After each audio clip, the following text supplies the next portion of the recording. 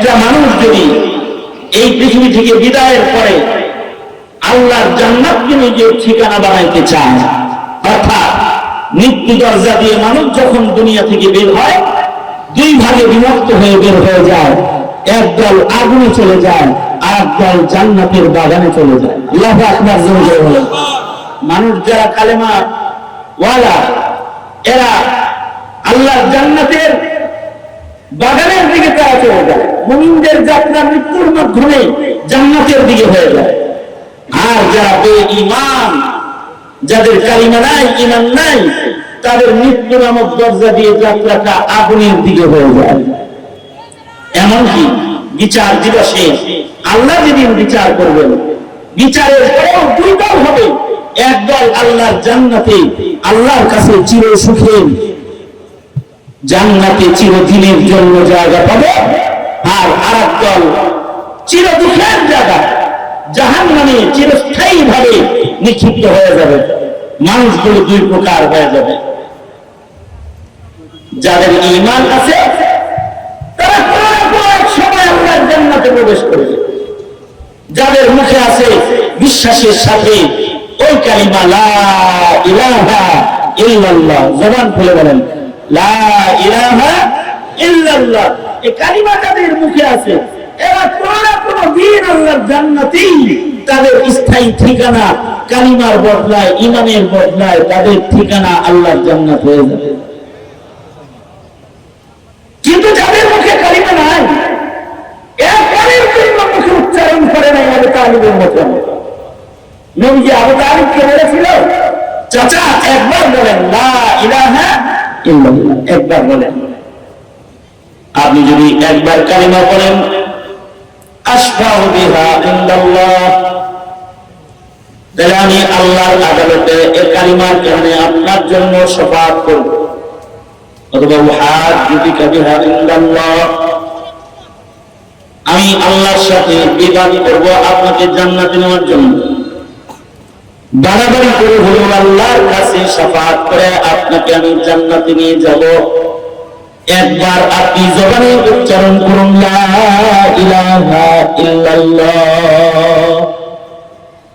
যাদের জীবনে একবার কালিমা উচ্চারণ করেছে, লা ইলাহা ইল্লাল্লাহ বিশ্বাসের সাথে একবার বলেছে, তারা তাদের অবস্থান জান্নাত, তাদের ঠিকানা বানায় বলেছে, মান ক্বালা লা ইলাহা ইল্লাল্লাহ দাখালাল জান্নাহ। آمن على عباده الذين اصطفى أما بعد فأعوذ بالله من الشيطان الرجيم بسم الله الرحمن الرحيم إن الذين آمنوا وعملوا الصالحات كانت لهم جنات الفردوس نزلا خالدين فيها لا يبغون عنها حولا وقال النبي صلى الله عليه وسلم الإيمان بضع وسبعون شعبة أعلاها لا إله إلا الله وأدناها إماتة الأذى عن الطريق والحياء شعبة من الإيمان وقال النبي صلى الله عليه وسلم لا يؤمن أحدكم حتى أكون أحب إليه من والده وولده والناس أجمعين أو كما قال عليه الصلاة والسلام اللهم صل على محمد وعلى آل محمد كما صليت على إبراهيم وعلى আলি ইব্রাহিম ইন্নাকা হামিদুম মাজিদ।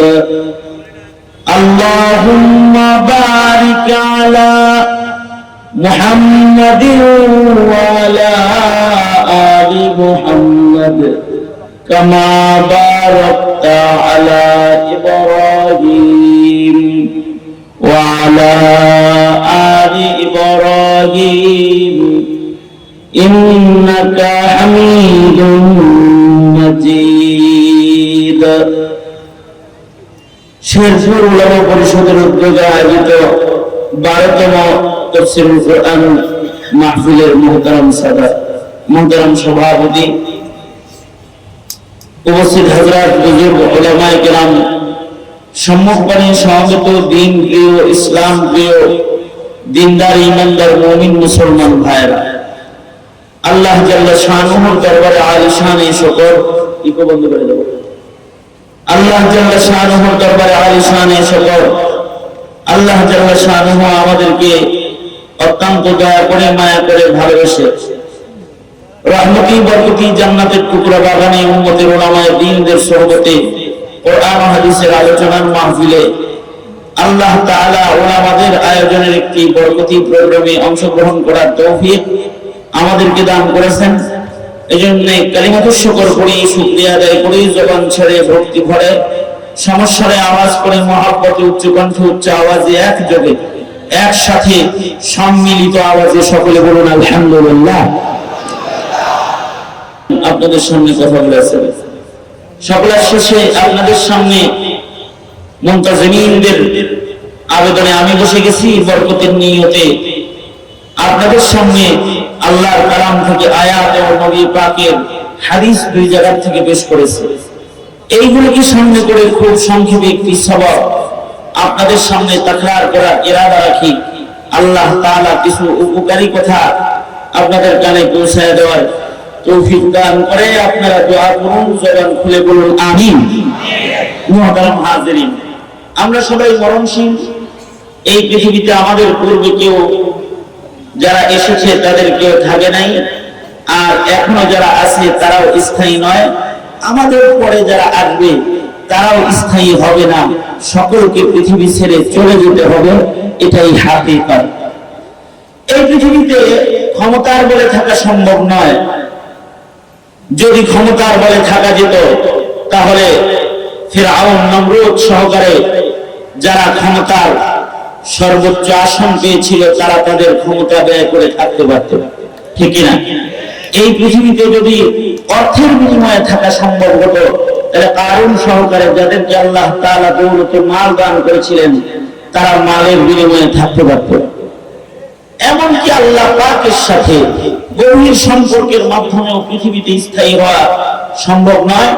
যদি সম্ভব হতো তাহলে মুহাম্মদুর রাসূলুল্লাহ সাল্লাল্লাহু আলাইহি ওয়াসাল্লামের সম্পর্ক আল্লাহ পাকের সাথে সবচেয়ে বেশি গভীর, মানুষের মধ্যে সবচেয়ে বেশি মুহাব্বতের সম্পর্ক মুহাম্মদুর রাসূলুল্লাহ সাল্লাল্লাহু আলাইহি ওয়াসাল্লাম যদি থাকা সম্ভব হতো রবের লগে খাতির করে, তাহলে আমাদের নবী আলাইহিস সালাতু ওয়াস সালাম জমিনের উপরে থাকতে পারতেন। পৃথিবীর সকলে মিলে সর্বশক্তি ব্যবহার করেও কাউকে রাখা সম্ভব নয়। যদি রাখা সম্ভব হতো তাহলে সর্বোচ্চ কোরবানি দিয়ে আমাদের নবী আলাইহিস সালাতু ওয়াস সালামের ভক্তরা নবী আলাইহিস সালাতু ওয়াস সালামকে রেখে দিতে পারত, যদি রাখা সম্ভব হতো। কারণ আমাদের নবী আলাইহিস সালামের ভক্ত যারা সাহাবায়ে কিরাম রিজওয়ানুল্লাহি আলাইহিম আজমাইন, ওনারা আওয়ামী লীগের ভক্তদের মতো শেখ হাসিনার ভক্ত না। বুঝেন না এই বিষয়টা? যে নেত্রী বিপদে হচ্ছে এই সময় তারা আগে ফ্লাইট বুক করে দেশ ছেড়ে দেশান্তর হয়ে গেছে, এরকম ভক্ত না। অথবা এরকম ভক্তরা যে বিপদে পড়লে পাশে থেকে সরে যায়। এখন গোটা এলাকায় জিজ্ঞা এই কথা মুখ দিয়ে ফেরার ব্যয় করে যায় না, কত সুন্দর ভক্ত সব এখন অন্ধকার হয়ে গেছে। কিন্তু মুহাম্মদুর রাসূলুল্লাহ সাল্লাল্লাহু আলাইহি ওয়াসাল্লামের 1.5 লক্ষ ভক্তের কাফেলা ছিল এমন সাহাবায়ে কেরাম যারা জীবন দিবে কিন্তু নবীর পাশ থেকে সরবে না। সর্বোচ্চ কোরবানির মাধ্যমে যদি মানুষকে পৃথিবীতে রাখা সম্ভব হতো তাহলে সাহাবায়ে কেরাম সর্বোচ্চ কোরবানি দিয়ে সরওয়ারে দু আলম নবীকে পৃথিবীতে রেখে দিত এবং সর্বোচ্চ কোরবানি দেওয়ার জন্য সাহাবীরা প্রস্তুত হতো। বস্তুত কথা হলো এই পৃথিবী আসলে থাকার জায়গা না। এই পৃথিবী থেকে সকলকে চলে যেতে হবে। যাওয়ার আগে একটা মানুষ যদি এই পৃথিবী থেকে বিদায়ের পরে আল্লাহর জান্নাতকে নিজের ঠিকানা বানাইতে চায়, অর্থাৎ মৃত্যু দরজা দিয়ে মানুষ যখন দুনিয়া থেকে বের হয় 2 ভাগে বিভক্ত হয়ে বের হয়ে যায়। একদল আগুনে চলে যায়, আর দল জান্নাতের বাগানে চলে যায়। আল্লাহু আকবার জোরে বলেন। মানুষ যারা কালেমা ওয়ালা এরা আল্লাহর জান্নাতের বাগানের দিকে তারা চলে যায়। মুমিনদের যাত্রা মৃত্যুর মাধ্যমে জান্নাতের দিকে হয়ে যায়। আর যারা বেঈমান, যাদের কালিমা নাই, ঈমান নাই, তাদের মৃত্যু নামক দরজা দিয়ে যাত্রাটা আগুনের দিকে হয়ে যায়। এমনকি বিচার দিবসে আল্লাহ যেদিন বিচার করবেন, বিচারের পরেও 2 দল হবে। একদল আল্লাহর জান্নাতে আল্লাহর কাছে চির সুখের জান্নাতে চিরদিনের জন্য জায়গা পাবে, আর আরেক দল চির দুঃখের জায়গা জাহান্নামে চিরস্থায়ী ভাবে নিক্ষিপ্ত হয়ে যাবে। মানুষগুলো 2 প্রকার হয়ে যাবে। যাদের ঈমান আছে তারা কোন সময় আল্লাহর জান্নাতে প্রবেশ করবে। যাদের মুখে আছে বিশ্বাসের সাথে ওই কালিমা লা ইলাহা ইল্লাল্লাহ, জবান খুলে বলেন লা ইলাহা ইল্লাল্লাহ, এই কালিমা যাদের মুখে আছে এরা কোন দিন আল্লাহর জান্নাতেই তাদের স্থায়ী ঠিকানা। কালিমার বদলায়, ঈমানের বদলায় তাদের ঠিকানা আল্লাহর জান্নাত হয়ে যাবে। কিন্তু যাদের মুখে কালিমা নাই, এরপরের জন্য মুখে উচ্চারণ করে নাই আবু তালিবের মতো। নবীজি আবু তালিবকে বলেছিল, চাচা একবার বলেন লা ইলাহা ইল্লাল্লাহ, একবার বলেন। আপনি যদি একবার কালিমা বলেন আশফাউ বিহা ইনদাল্লাহ, তাহলে আমি আল্লাহর আদালতে এই কালিমার কারণে আপনার জন্য শাফাআত করব। অথবা উহাজ্জুকা বিহা ইনদাল্লাহ, আমি আল্লাহর সাথে বিবাদ করব আপনাকে জান্নাতে নেওয়ার জন্য। বাড়াবাড়ি করে হলো আল্লাহর কাছে শাফাআত করে আপনাকে আমি জান্নাতে নিয়ে যাব। একবার আপনি জবানে উচ্চারণ করুন লা ইলাহা ইল্লাল্লাহ। যাদের জীবনে একবার কালিমা উচ্চারণ করেছে, লা ইলাহা ইল্লাল্লাহ বিশ্বাসের সাথে একবার বলেছে, তারা তাদের অবস্থান জান্নাত তাদের ঠিকানা বানায় ফেলেছে। মান ক্বালা লা ইলাহা ইল্লাল্লাহ দাখালাল জান্নাহ। আর ঈমানের এটা হলো সর্বোচ্চ এবং সবচেয়ে গুরুত্বপূর্ণ ঈমানের অংশ, যে মুখে উচ্চারিত হবে লা ইলাহা ইল্লাল্লাহ। যাদের এই কালিমা উচ্চারিত হবে না তারা বেঈমান, তারা জগতের আগুনে নিক্ষিপ্ত হবে এবং চিরস্থায়ী ভাবে তারা জাহান্নামের আগুনে নিক্ষিপ্ত হবে। কিন্তু এখন বিষয় হলো 17 কোটি মুসলমান তো জন্মের পরে কানে লা ইলাহা ইল্লাল্লাহ শুনতে পায়, কথা বলা যখন শিখে তখন তাদের মা বাবা তাদের মুখে লা ইলাহা ইল্লাল্লাহ উচ্চারণ করায়। কিন্তু জাতির অবস্থা এতই দুর্বিষহ, এতই ভয়ঙ্কর যে এই কালিমাওয়ালা মুমিনগুলা মরার আগে বহু কালিমাওয়ালা নাস্তিক মুরতাদ হয়ে কবরে চলে যায়। এটা হলো ভয় খবর। এখন আপনার সন্তান কি কালিমা নিয়ে কবরে যাবে না কালিমা ছাড়া কবরে যাচ্ছে? এইটা একটা পেরেশানি প্রত্যেকটা মুসলমানের। এখন কারণ সন্তানের কালিমা কেড়ে নেওয়ার জন্য রাস্তার মোড়ে মোড়ে, স্কুলে, কলেজে, ইউনিভার্সিটিতে নাস্তিক বসে আছে আমার সন্তানের ঈমান নষ্ট করার জন্য। ঠিক কিনা জোরে আওয়াজ করে বলেন। শুধুই মাত্র সন্তানের ঈমান নষ্ট করার জন্য নাস্তিক এজেন্ট বসে আছে তা না, জাতীয়ভাবে আমার সন্তানের ঈমান নষ্ট করার জন্য পায়তারা চলছে। হিন্দুত্ববাদ প্রতিষ্ঠার মেহনত বিগত দিনে 16 বছর আওয়ামী লীগ করে গেছে। শিক্ষা সিলেবাসকে পরিবর্তন করে শিক্ষা সিলেবাসের ভেতরে গোমাতা প্রবেশ করে হিন্দু ধর্মের পরিচয় মুসলমানের কাছে পেশ করলেও 17 কোটি মুসলমানের মাটির মুসলমানদের কাছে নবীর পরিচয় পেশ করে নাই, বরং নবীর দুশমনদেরকে শাহবাগ চত্বরে সরকার দিয়ে তারা বসাইছে। চক্রান্ত হলে এদেশের মানুষের ভেতরে হিন্দুত্ববাদকে প্রতিষ্ঠা করে।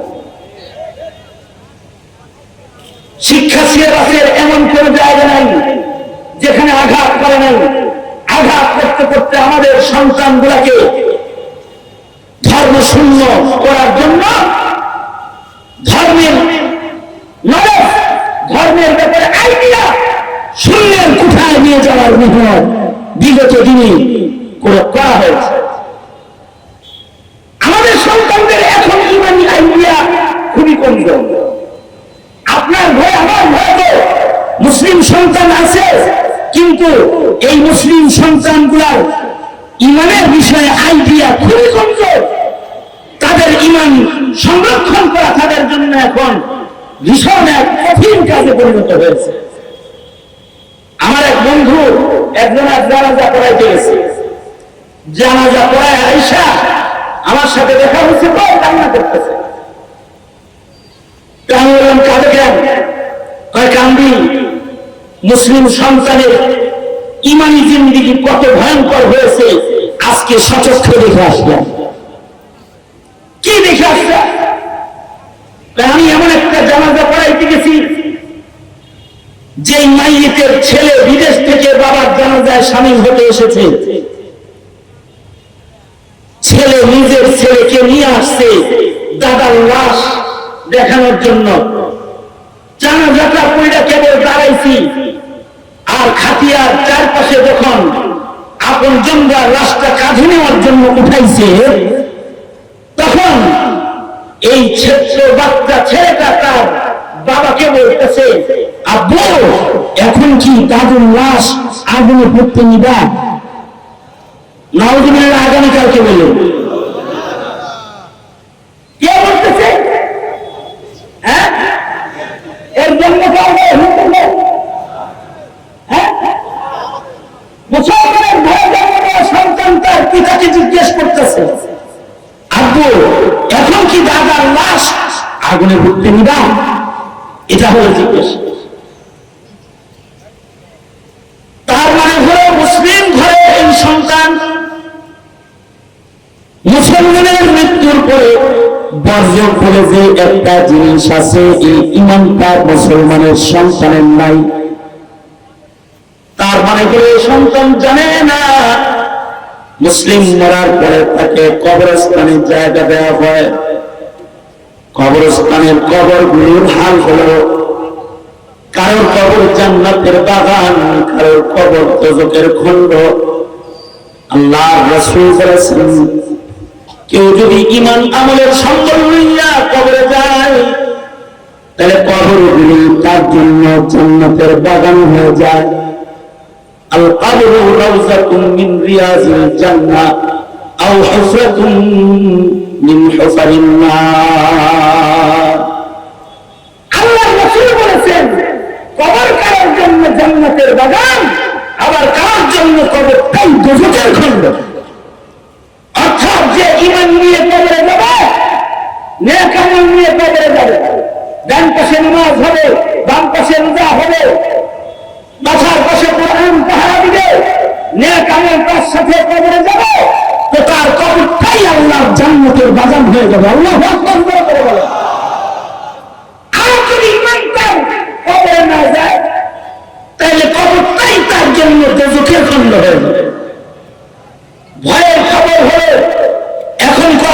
সন্তানরা, প্রজন্মের মুসলমানেরা বর্জ্য সম্পর্কে ঈমান মজবুত ভাবে সংরক্ষণ করে না, সঙ্গত কারণে তারা কবরকে ভয় করে না।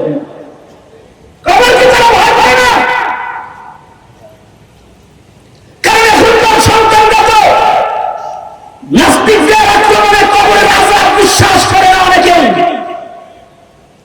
এমনকি পুনরুত্থান বিশ্বাস করে না।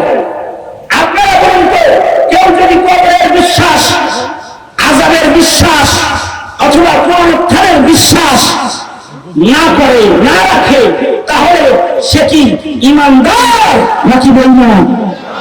জোরে আওয়াজ করে বলেন, ঈমানদার না বেঈমান? অর্থাৎ কবরের আযাবের উপরে যার ঈমান নাই, যে মুসলিম সন্তান কবরের আযাবের ঈমান রাখে না, যে মুসলিম সন্তান কবরের সুয়াল জবাবের ঈমান রাখে না,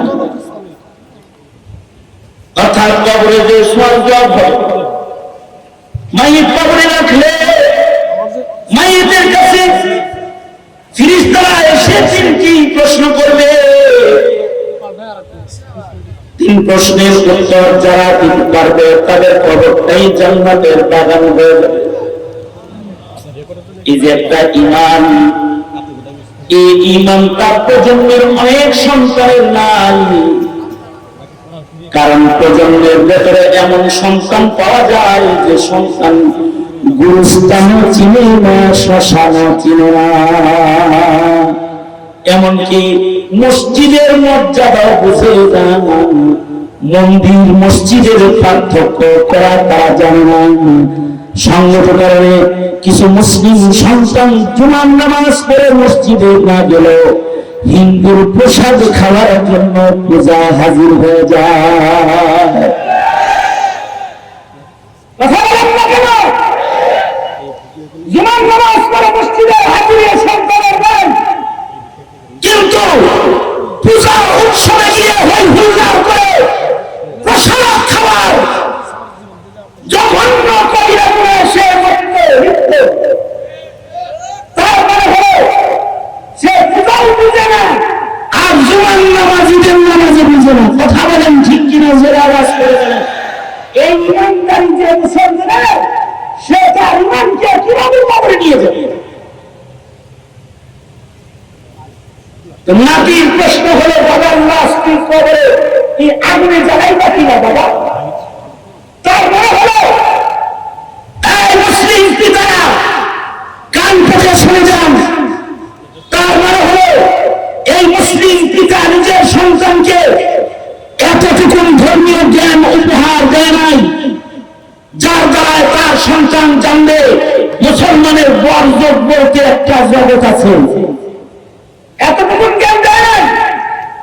তবে হ্যাঁ, হিন্দি সিনেমা দেখে দেখে সন্তান পিতামাতার ঘরে এতটুকু শিখেছে যে কিছু মানুষকে মরার পরে আগুনে জ্বালানো হয়। এবার তার জিজ্ঞাসা, সেই জ্বালানো মানুষের কাতারে তার দাদা আছে না? এটা হলো কার জিজ্ঞাসা? এই কাজটা করার জন্যই আমাদের সন্তানকে হিন্দুত্ববাদ শেখানোর জন্য আমাদের সিলেবাসের ভেতরে গণতার আলোচনা আনা হয়েছে, হিন্দুত্ববাদ শেখানোর জন্য। আমাদের সন্তানদের তাওহীদ নষ্ট করার জন্য ডারউইনের ভ্রান্ত মতবাদ আনা হয়েছে। ডারউইনের ভ্রান্ত মতবাদ বললে সন্তানেরা ঈমানদার হবে না বেঈমান হবে? কথা বলেন, আওয়াজ করে জোরে করে বলেন, ঈমানদার হবে না বেঈমান হবে? কারণ সন্তান ডারউইনের ভ্রান্ত মতবাদ বললে শিখবে মানুষে আল্লাহ বানায় না, মানুষ বান্দার থেকে এমনি মানুষ। এবার আপনারা বলেন, মানুষ কি দানব থেকে হয়েছে নাকি মানুষকে কে বানাইছে? মানুষ দানব থেকে হয়েছে? হ্যাঁ, মানুষকে কে বানাইছে? আরো জোরে আওয়াজ করে জোরে বলেন, কে বানাইছে? সকলে মিলে আওয়াজ করে জোরে বলেন, কে বানাইছে? হাত উঁচা করে এক আঙ্গুলি সোজা করে আকাশের দিকে উঠায় দিয়ে বলেন, মানুষকে বানাইছে কে? আওয়াজ করে বলেন।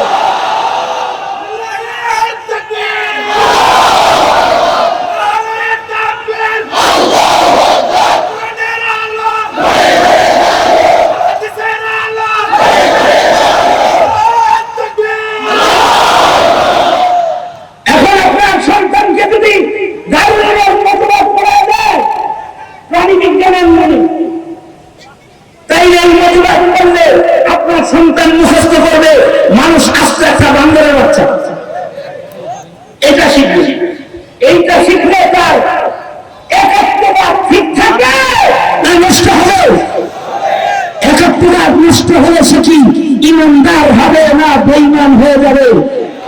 জোরে আওয়াজ করে বলেন, ইমানদার হবে না বেঈমান হয়ে যাবে? বেঈমান হয়ে যাবে। আবার আপনার সন্তানকে এই নাস্তিকরাই প্রশ্ন তুলবে, প্রশ্ন শিখায় দিবে, কোন আল্লাহর জীবনে কোনদিন দেখছেন?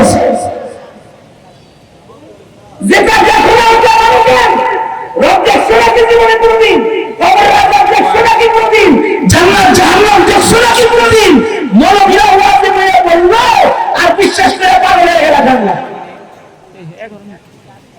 এ কারণে ওরা আমাদের সন্তানদের এই বলে ধোঁকা দেয়, যা দেখি না তা মানি না। নাউযুবিল্লাহ, আওয়াজ করে বলেন। অথচ আল্লাহকে কি দেখে মানতে হয় না গায়ে মানতে হয়? আল্লাযীনা ইউমিনুনা বিল গায়ব, না দেখেই আল্লাহকে আল্লাহ মানতে হয়। জোরে আওয়াজ করে বলেন, আল্লাহ আছে না নাই? दोनों हाथ ऊपरे तुले जबान खोले শাহাদাত আঙ্গুল উঁচু করে সাক্ষী দিয়ে বলেন, আল্লাহ আছেন না নাই? আল্লাহ কয়জন? আল্লাহকে কি দেখা যায়? আরো জোরে বলেন, দেখা যায়? দেখা যায় না, কিন্তু আল্লাহ আছে জানতে হয়। যারা মনে মানে বিশ্বাস করে আর মুখে বলে লা ইলাহা ইল্লাল্লাহ, একবার উচ্চারণ করার সাথে সাথে তাদের নাম ইমানদারের দপ্তরে উঠে যায়।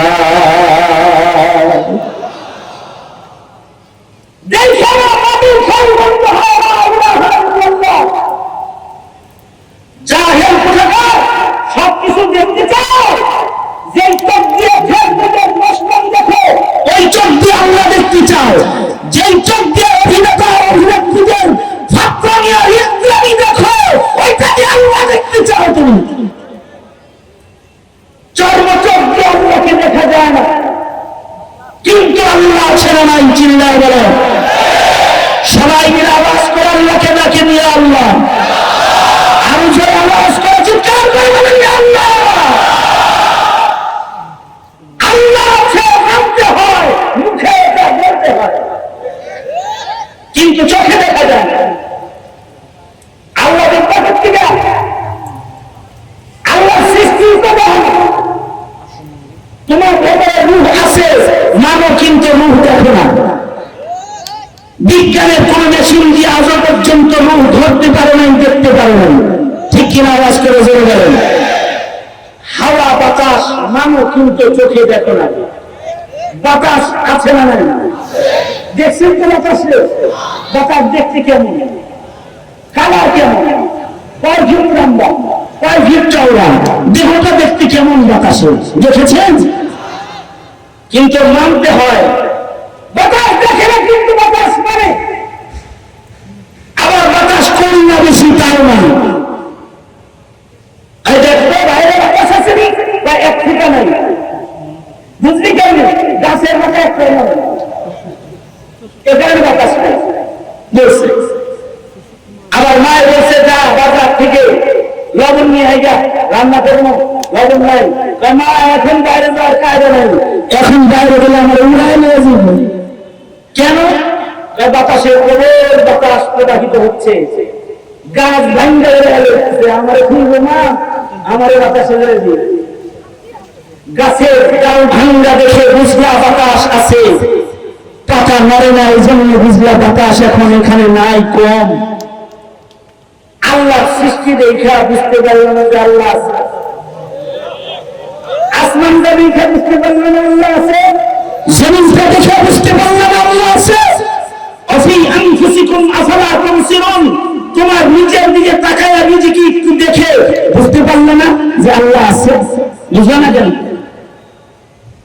কারি তৈয়ব সাহেব রহমতুল্লাহ আলাইহি বলেছেন, সারা পৃথিবীর সব বিজ্ঞানীরা মাত্র 3টা ধাতুকে একত্রিত করতে পারে।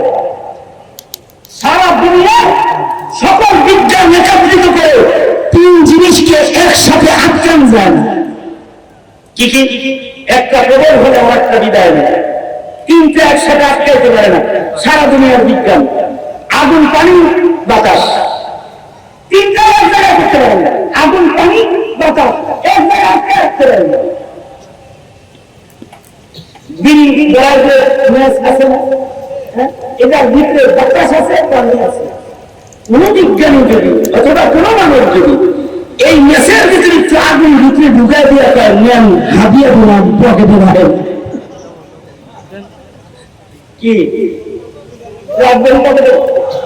তারপরে এই তিন জিনিস এক জায়গায় করতে পারতেছেন, কারণ এই তিন জিনিস একত্রিত হলে এটা স্বাভাবিক অস্তিত্ব থাকবে না, এটা ব্লাস্ট হয়ে যাবে। ঘরে ঘরে সিলিন্ডার আছে, সিলিন্ডারের বোতলের ভিতরে পানি আছে, বাতাস আছে, চুলা বাজারতেছে দূরে, কোন কারণে যদি গ্যাস চুলায় আগুন আস্তে আস্তে সিলিন্ডারের মুখ পর্যন্ত আসে, ঘরে সবাই আরামে ঘুমিয়ে যেত। কারণ এইরকম সিলিন্ডার ব্লাস্ট হয়ে বহু বাড়ি আগুন দিয়ে জ্বলে ছাই হয়েছে। কারণ এই তিন জিনিস একত্রিত করা সম্ভব না। মানুষ নামক বোমাটার ভিতরে তিন জিনিস না, চার জিনিস আমরা এক জায়গায় করে রাখি। এই যে মানুষ নামক দেহ নামক বোমা, এটার ভিতরে আগুনও আছে, পানিও আছে, বাতাসও আছে, মাটিও আছে, চার জিনিস এক জায়গায় করে আল্লাহ তাআলা মানুষ বানাইছে। 90 বছরের ভিতরে এটা ব্লাস্ট হয় নাই, শর্ট সার্কিট হয় নাই, স্বামী আর স্ত্রী এক খাতে মৃত্যু পর্যন্ত ঘুমাইছে, বউরে রাইখা জামাই লাভ দিয়া খাতের নিচে পড়ে যায় যে ফাইটে রয়েছে। অফি আনফুসিকুম আফালা তুবসিরুন, তোমার দেহের দিকে নজর করে তাকায় দেখো, চার জিনিসকে একজন বানাইছেন। খালাকাল্লাহু আদম বিয়াদিহি, মহান মালিক তার হাত ব্যবহার করে আদম বানাইছেন। তিন জিনিস নয়, চার জিনিস এক জায়গায় করে রেখেছেন। দুনিয়ার কোন বিজ্ঞান দিয়া এক জায়গায় করতে পারবে না। চিন্তা করলে মুখ দিয়া বের হয়ে যাবে লা ইলাহা ইল্লাল্লাহ। আল্লাহু আকবার। আমাদের সমাজকে বিজ্ঞান করেন দারুণের ভ্রান্ত মতবাদ কি জন্য করেছে? এইটা শিক্ষা দেওয়ার জন্য তবে আল্লাহ বানালেন, বাস এতটুকু শিখায়া আমাদের সন্তানকে বেঈমান বানানোর জন্য দারুণের মতবাদ করেছে। শেখুল হাদিস আল্লামা আজিজুল হক রাহমাতুল্লাহ আলাইহি চিল্লাইছেন, সব শিক্ষা বই থেকে প্রাণী বিজ্ঞানের ভ্রান্ত মতবাদ। শেখুল ইসলাম আল্লামা আহমদ শফি চিল্লাইছেন, আল্লামা জনাব বর্বরী চিৎকার করে বলেছেন, সব দারুণের ভ্রান্ত মতবাদ। আল্লামা মুফতি নূর হোসেন কাসেমী মৃত্যুর আগ পর্যন্ত দারুণের মতবাদ সারানোর জন্য এই আওয়ামী লীগ সরকারের সাথে বহু সংগ্রাম করেছেন। কেন? যে আমার সন্তানকে কোন ভুল মেসেজ দিয়ে তার তাওহীদ, তার ঈমানকে যেন নষ্ট না করা হয়। তারা ওইটাকে সরায় নাই ট্রান্সজেন্ডার দিয়েছে, মানে যারা আল্লাহ পুরুষ বানাইছে, শিক্ষার মাধ্যমে তা করে মনে মনে মহিলা বানায় ফেলেছে। আল্লাহ বানাইছে পুরুষ, আর সে মনে মনে কল্পনা করে আমি একজন মহিলা। অথবা আল্লাহ বানাইছে তাকে মহিলা, সে করে আমি তো কয়েকদিন আগে পুরুষ হয়েছে। এমন ভ্রান্ত শিক্ষার মাধ্যমে তোমার প্রজন্মের ঈমান করার চেষ্টা করেছে। এই ঈমানের ব্যাপারে উলামায়ে কেরাম সতর্ক করলেও সিলেবাসে এগুলি সেটেল করা যাবে না। বিধায় এই দেশের শত শত আলেমকে জেলখানার ভেতরে তালাবদ্ধ করা হয়েছে। এদেশের আলেমরা কারণ চেয়ার নিয়ে টানাটানি করেন, কারণ মন্ত্রিত্ব নিয়ে টানাটানি করে নাই। হ্যাঁ, উলামায়ে কেরাম মানুষের হৃদয়ের পাহাড় দিয়েছে, 17 কোটি মুসলমানের ঈমান যেন নষ্ট না হয়। ঠিক তারা ঠিক করে আওয়াজ করে দেয়। আলেমদেরকে জেলখানায় বন্দী থাকতে হয়েছে। এ কারণেই যেন তারা ইমানের কথা না বলতে পারে। এমনকি প্রতিটি মসজিদে মিম্বরকে আটকে দেওয়া হয়েছে, মিম্বরকে তালাবদ্ধ করা হয়েছে। কোন আলেম যেন মিম্বর থেকে উঁচু গলায় ইমানের কথা উচ্চারণ করতে না পারে। এমনকি মাহফিলগুলোকে আইনের আওতায় এনে মাহফিলগুলোকে থানায় মর্যাদা দেওয়া হয়েছে। পুলিশের অনুমতি ব্যতিরেকে কোরআনের কথা বলা যায় না। এই জুলুম আল্লাহ বরদাস্ত করে নাই। যারা মুসলমানের ইমানের উপরে এই জুলুম করেছে, মুসলমানের মাটি তাদের মাটির উপর দিয়ে হাইটা চাইতে দেয় নাই, আকার দিয়ে উড়ায় দিতে।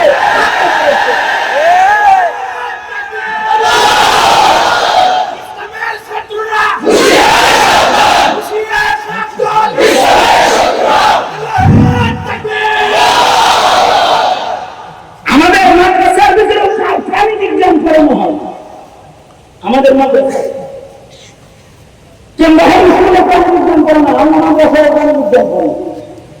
আমাদের মাদ্রাসায় প্রাণী বিজ্ঞানের কিতাব আছে, হায়াতুল হাইওয়ান। কামালউদ্দিন দিনী রাহমাতুল্লাহ আলাইহি প্রাণী বিজ্ঞানের উপরে আলাদা কিতাব রচনা করেছে। এর ভেতরে আল্লাহর সৃষ্টি সকল মাখলুক নিয়ে তিনি কথা বলেছেন, মাখলুকগুলোর বৈশিষ্ট্য নিয়ে কথা বলেছেন, প্রাণীদের খাসিয়ত নিয়ে ধরেছেন।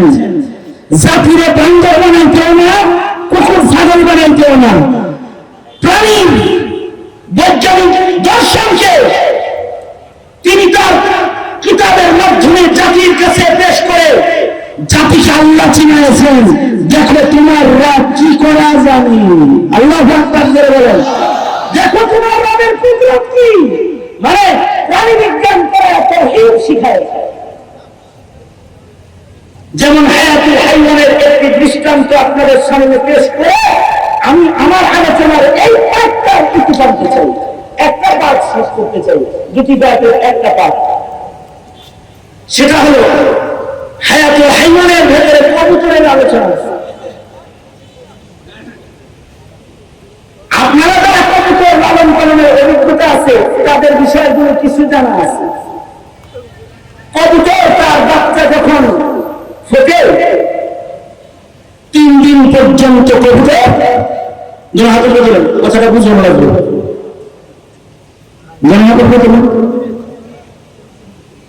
সোজা করেন, নাড়াচাড়া দেন,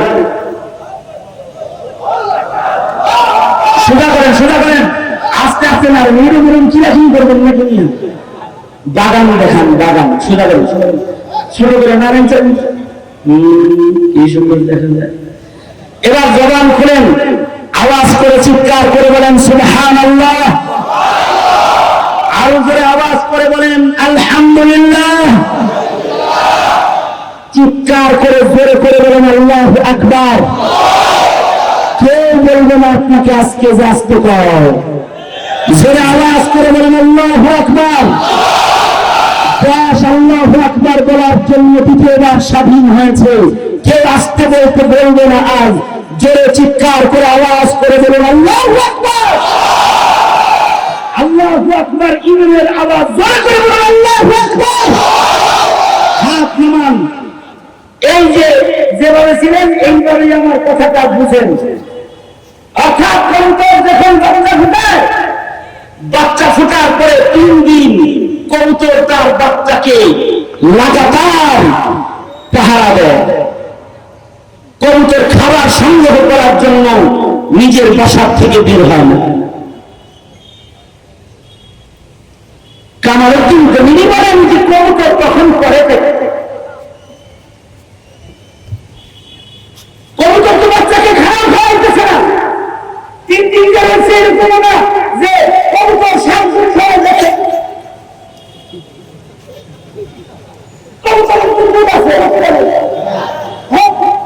কবুতর বাচ্চা দুধ খায় এরকম না যে এই 3 দিন শান্ত খাওয়াইতেছে কবুতর, বিষয়টা এরকম না। তাইলে কবুতর এই 3 দিন করল থাকি। কামালউদ্দিন জমিনী রাহমাতুল্লাহ আলাইহি বলেন কবুতরের বৈশিষ্ট্য হলো কবুতর যখন জন্মগ্রহণ করে, জন্মের পরে কবুতরের পাকস্থলী টিউবের মতো দুটি পাক একসাথে লাগিয়া রয়। যতক্ষণ পর্যন্ত বাতাস দিয়ে তার এই খাদ্য থলিকে ফুলানো না হবে, ততক্ষণ পর্যন্ত এই কবুতর খাবার পেটে নেওয়ার মতো অবস্থা তার পাকস্থলীতে পয়দা হবে না।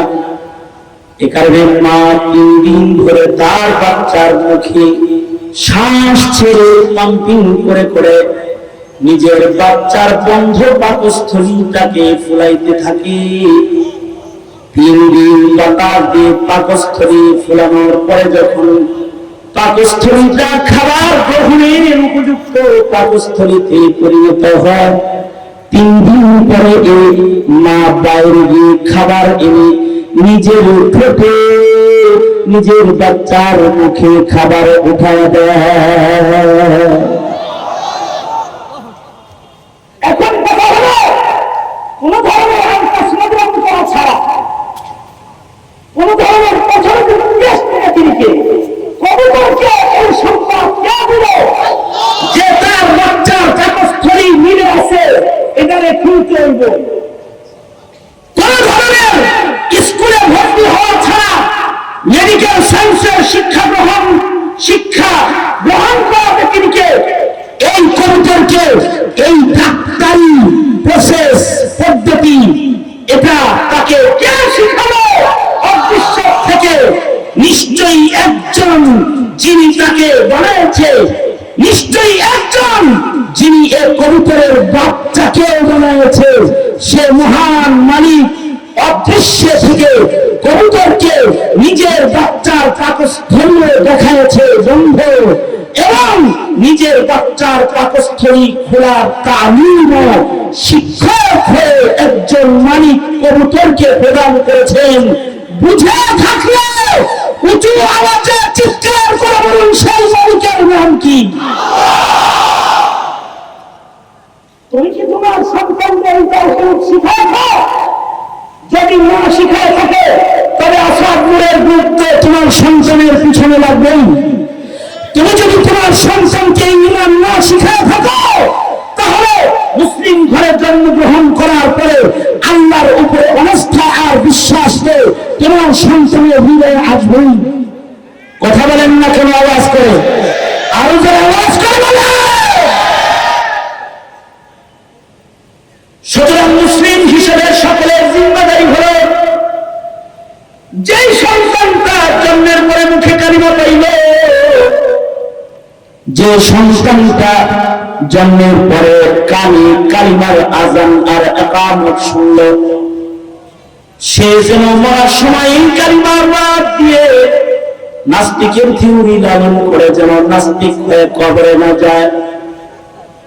যদি সে ন্যূনতম নিজের ঈমানদারিতা কবরে নিয়ে যায়, আল্লাহর রাসূল বলেছেন এই উম্মতের সর্বকনিষ্ঠ ঈমান যারা কবরে নিয়ে যাবে তাদেরকে মহান আল্লাহ এমন জান্নাত দান করবে যে জান্নাতের আয়তন এমন পৃথিবীর 10 পৃথিবীর সমান। সুতরাং এই মুসলিম পিতা, এই মুসলিম ভাই, এই মুসলিম সমাজের নেতৃবৃন্দ নিজের প্রজন্মকে ঈমান শিখানোর দায়িত্ব গ্রহণ করতে হবে। ঠিক কিনা? জোরে আওয়াজ করে বলেন। আর প্রস্তুত হও, বিগত দিনে একটা তালিকা তোমার সন্তানকে ঈমান দেওয়ার চেষ্টা করেছে। বর্তমান সমাজের যারা নেতৃত্ব দিচ্ছে তারাও যদি তোমার সন্তানের ঈমান নিয়ে ছিনিমিনি খেলে, আর যারা সামনে আসবে তারাও যদি 17 কোটি মুসলমানের ঈমানের দায়িত্ব গ্রহণ না করে, তবে মুসলিম হিসেবে তোমার অবস্থান একটাই থাকবে, সেটা হলো ঈমানের খেলাফ যারা সরকার হয়ে 17 কোটি মুসলমানের মাটিতে সরকার হয়ে যারা মুকুট পরে বসার চেষ্টা করবে, যদি আমার প্রজন্মের ঈমান তার দ্বারা রক্ষা না হয়, তাহলে প্রয়োজন পড়লে আবার স্বপ্ন কায়েম হবে, প্রয়োজন পড়লে আবার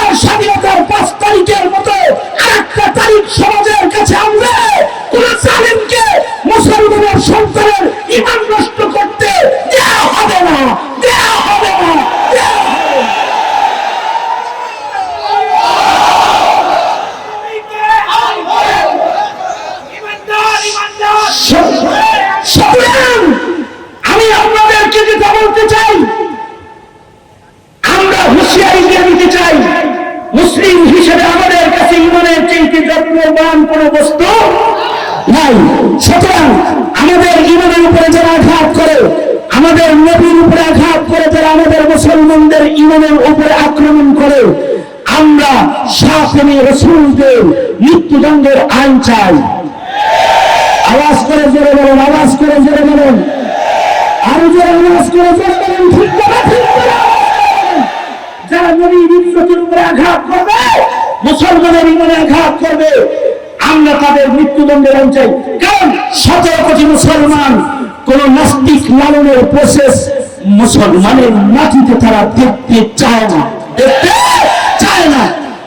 সুতরাং ঈমান রক্ষার আন্দোলনে এই জাতি সবসময় ওলামায়ে কেরামের দিক নির্দেশনা মেনে চলবে ইনশাআল্লাহ। যারা বলেন আরো যারা আওয়াজ করে বলেন ইনশাআল্লাহ।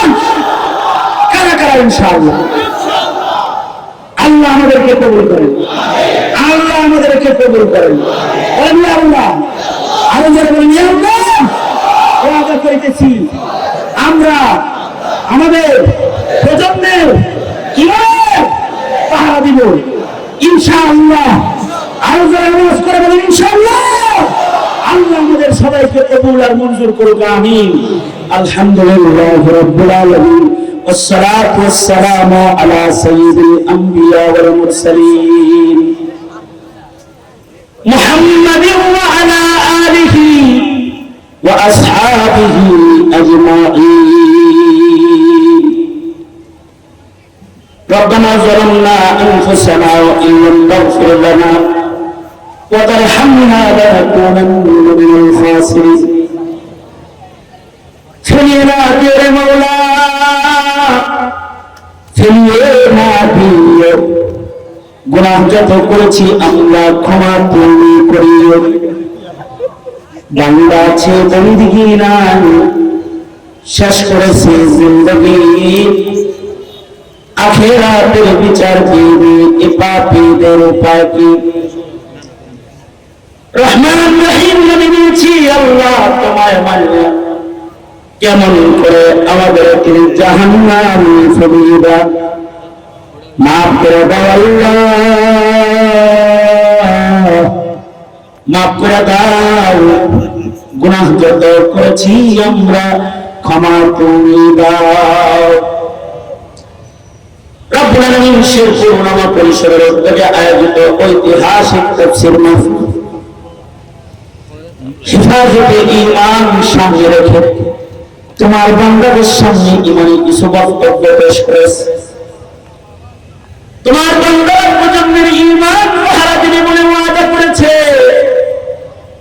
ভিক্ষুকের মতো দুইটা হাত কাঙ্গালের মতো বাড়ায় ধরেছে। জিন্দেগির সব গুনার জন্য বড় তত্ত্ব লজ্জিত করে তোমার কাছে মাপ চাই রে মালিক। মেহেরবানি করে আমাদের জিন্দেগির সব গুনাহ তুমি মাফ করে দাও আল্লাহ।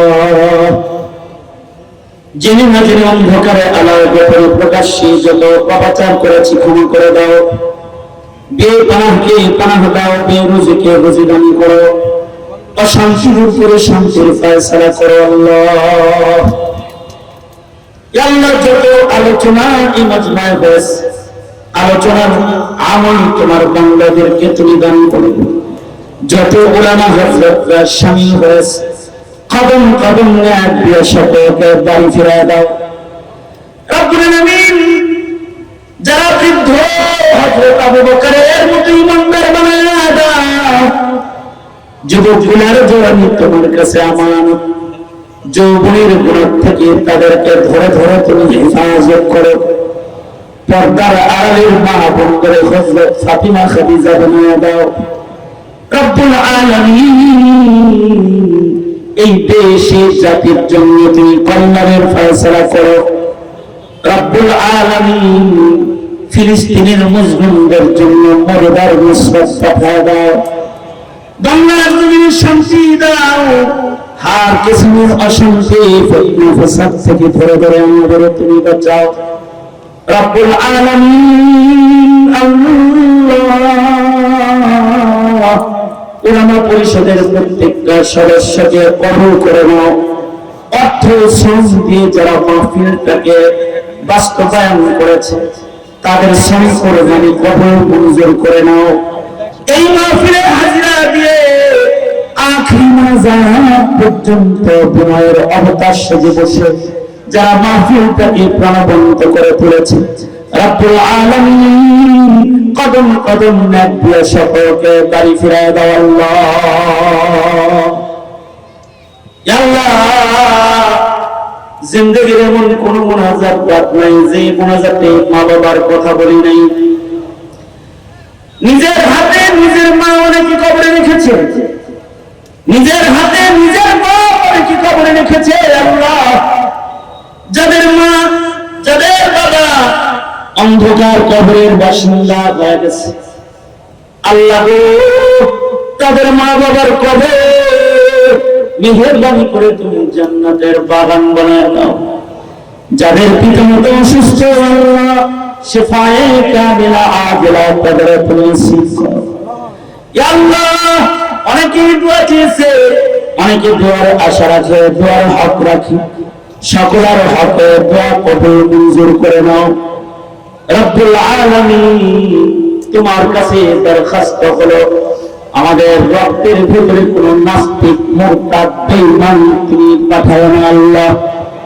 আমাদের নসল, আমাদের বংশ, আমাদের বংশ পরম্পরাকে ঈমানদার দিয়ে কিয়ামত পর্যন্ত তুমি জারি রাখো আল্লাহ। রব্বানা হাব লানা মিন আজওয়াজিনা ওয়া যুররিয়াতিনা কুররাতা আ'য়ুন ওয়াজআলনা লিল মুত্তাকিনা ইমামা রব্বির হামহুমা কামা রব্বায়ানি সগীরা।